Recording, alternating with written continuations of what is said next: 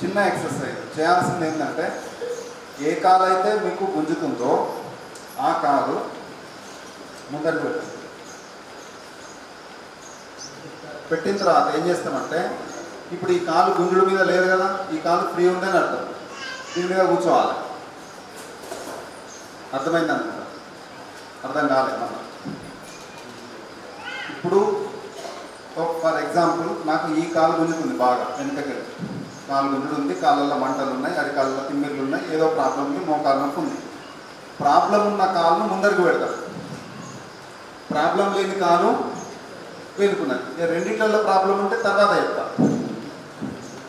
ఇప్పుడు ఈ ముందరికి పోయింది, ఇది వెనుకుంది కాబట్టి నేను ఏం చేస్తాను అంటే దీని మీద బరువు పెడతాను. బాడీ బరువు అంతా దీని మీద పెడతాను,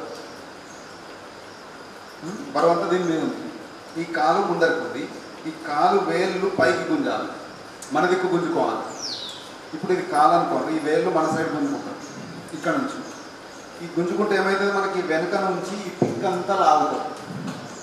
ఒరిజినల్ ప్రాబ్లం అదే అందరికి. ఇప్పుడు అది గుంజే బదులు దాన్ని మనం గుంజుతున్నాం. ఇప్పుడు అర్థమైందా? గుంజి 5 సార్లు గాలి తీసుకొని వదలాలి.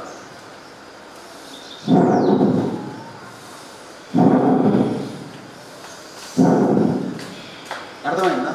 ఇప్పుడు ఈ కాలు మలపలేదు అనుకోని ఏం జరుగుతుందో చెప్తా.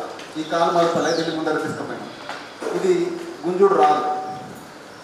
ఈ కాలు మోకాలు మలుపుతేనే దీన్ని గుంజితే ఇది కరెక్ట్ మనకు ఈ గుంజుడు వస్తుంది. అర్థమైందా? చేస్తా కదా. ఫస్ట్ లెఫ్ట్ లెగ్ ముందరకు పెట్టుకోండి. పెట్టుకున్నారా? ఇంకో కాలు పంచుకోండి. ఈ కాలు పైకి గుంజుంది, గాలి తీసుకొని వదలండి 5 సార్లు. కళ్ళు మూసుకోకుండా కింద పడతారు, కళ్ళు తెరిచేయండి. కాలు వేళ్ళు మీరు గుంజాలి. ఈ కాలు కట్టేలాగా చేస్తేనే ఆ రిజల్ట్ ఉంటుంది.